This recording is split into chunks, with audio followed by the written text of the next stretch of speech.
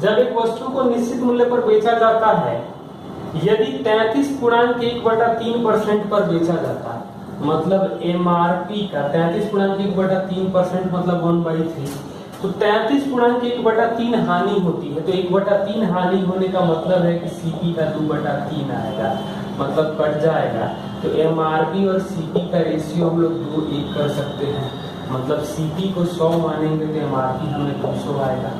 हमसे पूछा जा रहा है कि बिक्री, यदि वस्तु को मूल बिक्री के मतलब एमआरपी के 60% पर बेचा जाता, मतलब 200 का 60% हम निकालते तो 120 होता है, यानी कि 20% का लाभ होता है। क्वेश्चन नंबर 32, ए और बी अपनी यात्रा x से y तक और y से x तक, मतलब ये x से ये y तक और ये y दूसरा का y से x तक शुरू करते हैं। एक दूसरे को पार करने के बाद ए और बी शेष यात्रा 6.1/8 घंटे और 8 घंटे में तय करते हैं। बी की गति 28 है, तो ए की गति क्या होगी? मतलब जो चाल का अनुपात आता है वो T2/T1 आता है, मतलब 8/49/8 आएगा, मतलब 8:7। दूसरे की चाल 7 के लिए 28 दिया है, यानी पहले के लिए 8 के लिए 32 किलोमीटर बराबर आ जाएगा। क्वेश्चन नंबर 33, 8 का पावर 2k प्लस 5 का पावर 2k का एक गुणनखंड क्या होगा जब k एक विषम संख्या है? तो जब विषम संख्या होगी तो k का मान 1 रख देंगे, मतलब 64 और 25 यानी कि 89 से कटेगा। ये फिगर हमें दिया गया है, ए बी सी डी, ए 126 है, बी 18 है, सी 54 है, डी 90 है और ई 72 है, कह रहा है। और टोटल जनसंख्या दिया गया है, मतलब टोटल ऑफिस के एम्प्लॉय जो है वो 2400 है। हमसे पूछा गया है कि ए की संख्या का 40% बी और ई में बराबर बराबर, तो ए का 40% बी ई में बराबर बराबर चले जाएं, मतलब ए का 20% बी में चले जाएं और ए का 20% ई में चले जाएं। तो पूछ रहा है कि बी और सी का अंतर क्या होगा? तो बी हो कितना जाएगा? तो बी हो जाएगा 18 प्लस 18 पहले से था, 126 का 20% होगा, वो 72 प्लस 126 का 20% होगा। लेकिन हमसे पूछा गया है कि अब बी और सी का अंतर क्या होगा? अंतर का मतलब मॉड वैल्यू, तो बी का वैल्यू करेंगे 126 गुणे 1/5 करेंगे तो 25.2 आ जाएगा, दोनों को जोड़ देंगे यानी 43.2 बी। लेकिन सी पहले से ही 54 है और उसमें कोई चेंज नहीं हो रहा है, 43.2 यानी कि दोनों का अंतर आएगा 10.8। 360 डिग्री दिया गया है 2400, मतलब 36 डिग्री जो आ जाएगा वो आ जाएगा 240। 108 डिग्री आएगा 720, मतलब 10.8 के लिए अंतर आएगा 72। एक साल पहले ए और बी 4-3 में था और 3 साल बाद दिया गया है 6-5 में, तो ये 4 से 6, ये 3 से 5, मतलब 2 के लिए आ रहा है 4 साल का अंतर।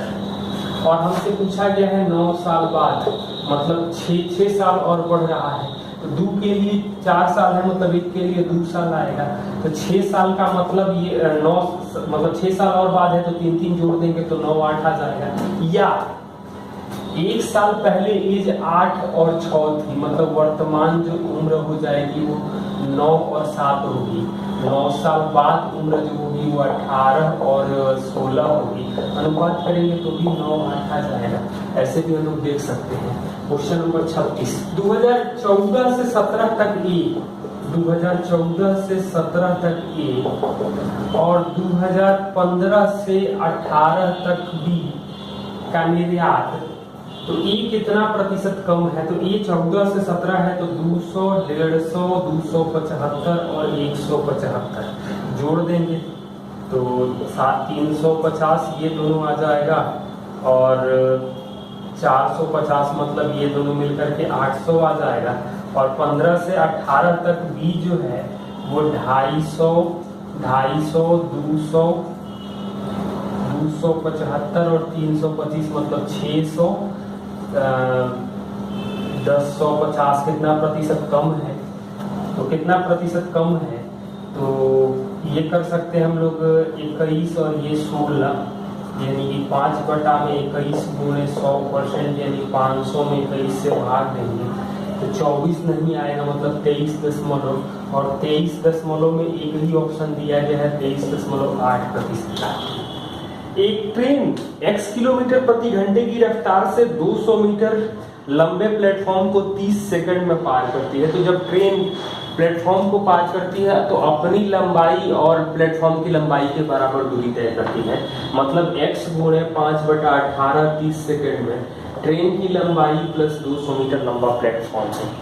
उसी दिशा मतलब सेम डायरेक्शन में व्यक्ति जा रहा है, मतलब x - 6 5/18 20 सेकंड में पार करती है तो ट्रेन की लंबाई पार करती है। तो ट्रेन की चाल क्या है, मतलब हम लोग यहाँ पे मान रख दें तो ये तो आ जाएगा 6 से कटेगा 3 बार में और ये 5 यानी 25/3x बराबर 9 और 10 मतलब 50/9 x - 6 प्लस 200 मतलब तो 25/3 x माइनस 50/9 x बराबर 200 माइनस यानी कि 100/3 घटा देंगे, ये आ जाएगा 9 75 माइनस 50 यानी कि 25x बराबर 600 माइनस 100 यानी कि 500/3 3 कटेगा 3 बार में 25 से कटेगा 20 यानी x आ जाएगा 60 किलोमीटर पर आवर।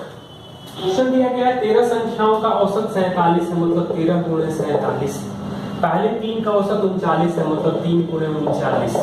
अगली 7 का औसत जो है 49 है, मतलब 3 गुणे 49 7 गुणे 49 सॉरी। और 11वीं संख्या 12वीं से दुगनी है, मतलब 12वीं x होगा तो 11वीं 2x होगा। और 12वीं जो है वो 13वीं से 3 कम है, मतलब 13वीं 3 ज्यादा होगा। तो हमसे पूछा गया है कि 11वीं और 13वीं का औसत क्या होगा, मतलब तो हम लोग कर सकते हैं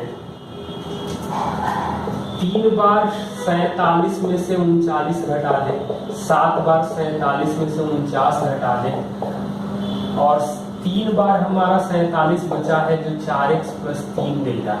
तो मिलेगा क्या, ये 8 यानी 24 2 यानी -14 यानी कि 24 में से 14 घटेगा 10 141 10 151 माइनस 3 बराबर 4x, मतलब x का जो वैल्यू आ जाएगा वो 37 आएगा। हमसे पूछा क्या गया है 3x + 3/2 मतलब 111 और 3 11वीं और 13वीं 114/2 यानी एवरेज 57 आ जाएगा। एक बेलन का वक्र पृष्ठीय क्षेत्रफल दिया गया है और ऊंचाई 7 है, मतलब 2 गुणे 22/7 8 गुणे 7 बराबर 352। 7 से 7 कटा 44 से कटेगा 8 यानी r आ जाएगा 8। हमसे पूछा गया है आयतन क्या होगा, तो पाई 8 का स्क्वायर गुणे 7 यानी 22।